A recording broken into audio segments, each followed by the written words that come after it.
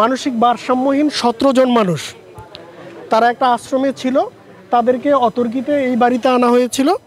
তো আমরা যেটা জানতে পেরেছি যে এই বাড়ির যে অ্যাকোমোডেশন, যেহেতু তারা মানসিক ভারসাম্যহীন, তাদেরকে যথাযথভাবে রাখার জন্য এখানের যে ব্যবস্থাপনা বা ইনফ্রাস্ট্রাকচার এটা উপযোগী নয়। সেজন্য আমরা আমাদের যখনই এটা দৃষ্টিগোচর হয়েছে যে এই ছিন্নমূল বা ভবঘুরে মানুষজন যারা মানসিক ভারসাম্যহীন, তাদেরকে একটা অ্যাপ্রোপ্রিয়েট অ্যাকোমোডেশনের ব্যবস্থা করে দেওয়া দরকার। সেজন্য সরকারের পক্ষ থেকে তাদেরকে পুনর্বাসনের ব্যবস্থা গ্রহণ করা হবে। তার আগে আমরা প্রাথমিকভাবে সিদ্ধান্ত নিয়েছি তারা যেই আশ্রমে ছিল, যেহেতু বেশ কিছুদিন ছিল, ওইটা তাদের জন্য একটা কমফোর্টেবল জায়গা, এটা প্রমাণিত। সেজন্য তারা যেন নিজেদের খেয়াল যেহেতু রাখতে পারে না, সমস্যার সম্মুখীন না হয়, তাদেরকে এখান থেকে উদ্ধার করে ওই জায়গায় আপাতত টেম্পোরারিভাবে রাখার জন্য আমরা নিতে এসেছি। আমরা ইতিমধ্যে সমাজসেবা অধিদপ্তরের সাথে কথা বলেছি, জেলা সমাজসেবা কর্মকর্তা এবং উপজেলা সমাজসেবা কর্মকর্তার সাথে আমাদের কথা হয়েছে।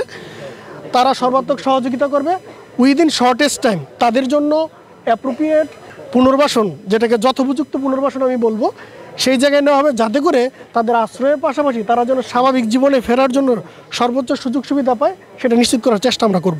দখল শব্দটার ক্ষেত্রে যদি বলি, সেটা হলো যে আমরা যেটা জানতে পেরেছি যে এই আশ্রমের পরিচালনার দায়িত্বে ছিল মারিয়া মুকাদ্দাস মিষ্টি নামে একটি মেয়ে।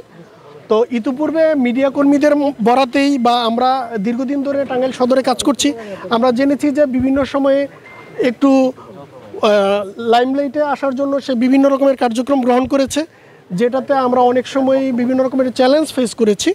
তো সেটার অংশ হিসেবেই সে হয়তো এখানে এসেছিল। আমরা এখনও পর্যন্ত নির্দিষ্ট সোর্স থেকে যাচাই করতে পারি নাই। সংশ্লিষ্ট কর্তৃপক্ষ যারা দায়িত্ববান তারা তদন্ত করলে বের করতে পারবে যে আসলে মোটিভ কী ছিল।